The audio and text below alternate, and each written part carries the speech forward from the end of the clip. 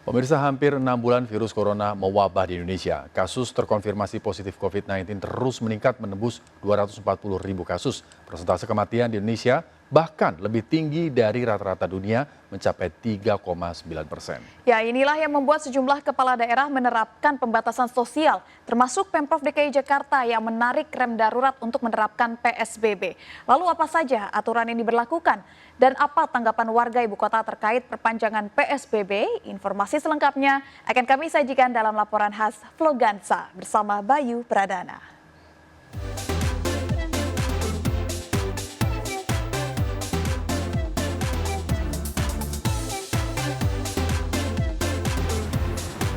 Hampir 6 bulan virus corona mewabah di Indonesia. Bahkan belum ada tanda-tanda bahwa kondisi ini akan berakhir. Bahkan di Indonesia, angka kasus COVID-19 ini terus meningkat, di mana angka kasus ini mencapai lebih dari 207 ribu kasus.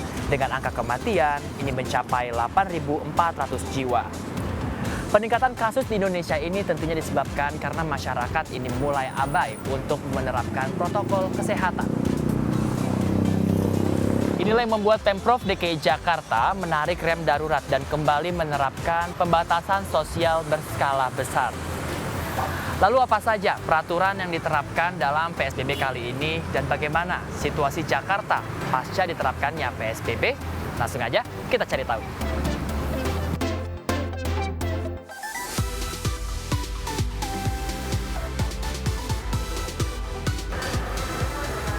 Pertambahan jumlah penderita COVID-19 di Indonesia ini cukup tinggi. Dalam sehari ini bisa mencapai 3.861.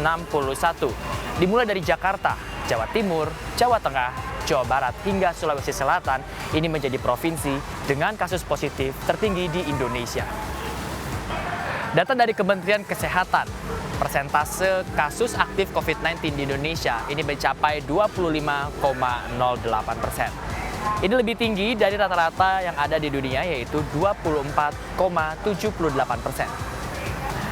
Nah, meskipun angka kematian pasien ini menurun dari 4,49% ini menjadi 3,99%, namun tetap saja angka ini lebih tinggi dari rata-rata dunia, yaitu 3,18%.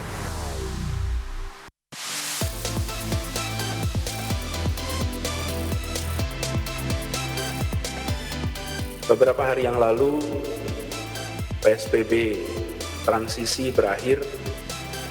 Kita memerlukan waktu ekstra untuk merumuskan kebijakan-kebijakan atau detail kebijakan untuk PSBB mulai tanggal 14, karena ada kondisi wabah yang agak berbeda dengan situasi sebelumnya. Tapi memasuki bulan September, sampai tanggal 11 September kemarin, jadi 12 hari pertama, bertambah sebesar 3.864 kasus, atau sekitar 49% dibandingkan akhir Agustus. Kejadian selama 12 hari terakhir ini, kami merasa perlu untuk melakukan pengetatan agar pergerakan pertambahan kasus di Jakarta bisa terkendali.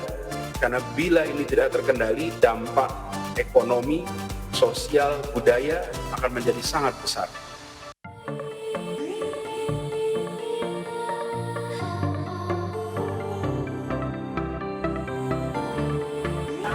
Pemirsa, pada masa PSBB awal, sistem pengaturan lalu lintas ini ditiadakan seiring dengan dibebaskannya peraturan ganjil genap untuk menekan aktivitas para warga. Lalu bagaimana ya pengaturan lalu lintas pada masa PSBB kali ini? Kebetulan sudah ada Dirlantas Polda Metro Jaya, ada Pak Sambodo di sini, kita tanya-tanya ya. Selamat pagi Pak Sambodo, izin Pak mau tanya-tanya Pak. Pak, mau tanya-tanya Pak, pada masa PSBB kali ini seperti apa sih Pak pengaturan lalu lintas? Katanya ganjil genap ditiadakan, benar nggak Pak? Ya. Saya jelas ya, ganjil genap memang selama masa PSBB jilid 3 mungkin kita mulai ya. Jilid pertama yang April, jilid 2 yang transisi, sekarang kembali lagi ke catatan, itu memang tidak diberlakukan selama 14 hari ke depan. Tapi nanti Kalau misalnya ternyata PSBB-nya jilid 3 ini diperpanjang, maka ganjil genap yang ditiadakan, peniadaan ganjil genap juga akan nanti diperpanjang. ETLA itu kan menilang banyak pelanggaran. Nah, ketika ganjil genap tidak diberlakukan, maka yang tidak diberlakukan itu hanya untuk pelanggaran ganjil genap. Tapi untuk pelanggaran lainnya, tidak menggunakan seatbelt, menggunakan handphone, melanggar batas stop line, kemudian pelanggaran traffic light itu tetap berlaku. Itu ada pembatasan kapasitas 50%. Tetapi memang ada perbedaannya. Kalau yang sekarang berdasarkan Pergub 88 2020 termasuk SK dari Kadisub DKI itu mengatakan bahwa boleh duduk bersebelahan dalam satu kendaraan gitu, asalkan paling banyak hanya 2. Jadi tidak boleh misalnya mobil sedan gitu, tidak boleh di belakang bertiga, di belakang hanya boleh berdua. Oke. Mobil minibus gitu yang ada 3 seater gitu, itu satu baris hanya boleh 2 orang. Kendaraan yang berasal dari luar kota. Kalau PSBB yang pertama ini memang diperlukan SIKM atau surat izin keluar masuk Jakarta, apakah kali ini juga kembali diberlakukan, Pak? Kalau di PSBB yang jilid 3 ini SIKM tidak diberlakukan. Oke.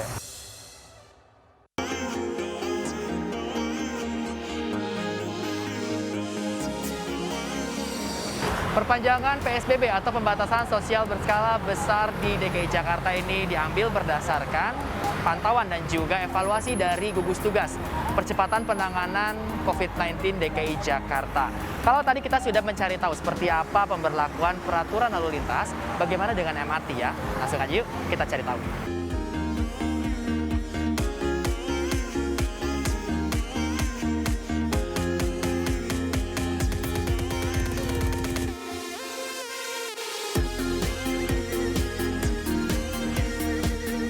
Pemirsa, ada sejumlah peraturan MRT di masa PSBB yang harus Anda perhatikan. Di antaranya, MRT ini hanya menampung maksimal 60 orang di setiap keretanya.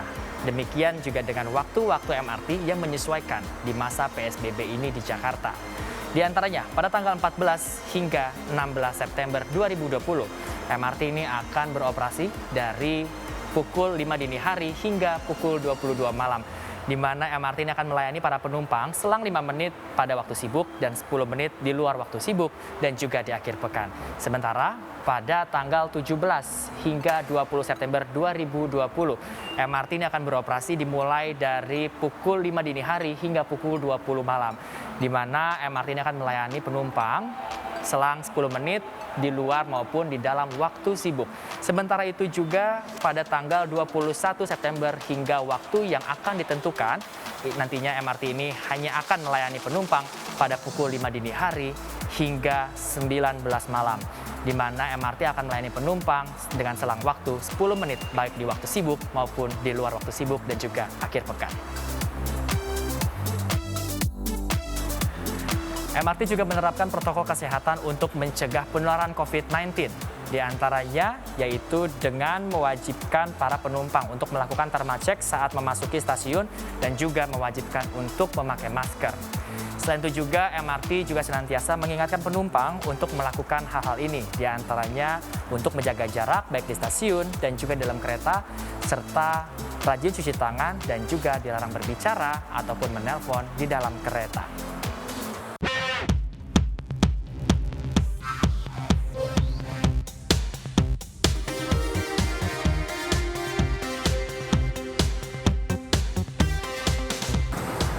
PSBB ini diharapkan nantinya dapat menekan angka penyebaran COVID-19 yang sudah meningkat sejak awal September 2020 lalu.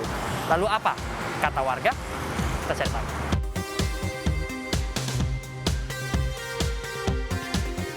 Sebenarnya jadi untuk yang fase kedua ini agak lebih sulit ya, maksudnya, tapi karena kasusnya udah semakin banyak, jadinya ya kita mau nggak mau ikut pemerintah, keputusan pemerintah aja sih sebenarnya gitu.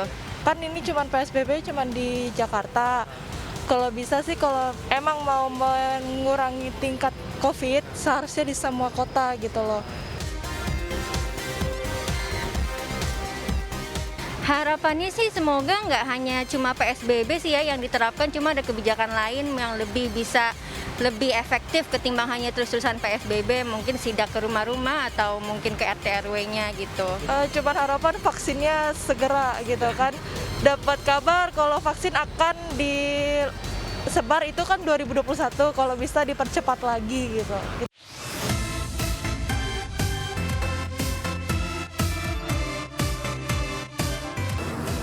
Melihat fakta peningkatan kasus corona di Indonesia, sudah seharusnya menjadi perhatian kita bersama. Apabila kepala daerah sudah menerapkan pembatasan sosial berskala besar, maka perubahan hidup yang lebih sehat sudah seharusnya menjadi hal yang tidak dapat ditawar lagi alias harga mati. Selain disiplin dengan protokol kesehatan, upaya untuk hidup lebih sehat dapat kita lakukan. Di antaranya makan makanan bergizi, tidur yang cukup, dan juga berjemur. Jangan lupa melakukan 3M, menjaga jarak, mencuci tangan, dan memakai masker. Dari Jakarta, Bayu Pradana, Dipo Andi Muharram, Dias Triawan, Anyus melaporkan.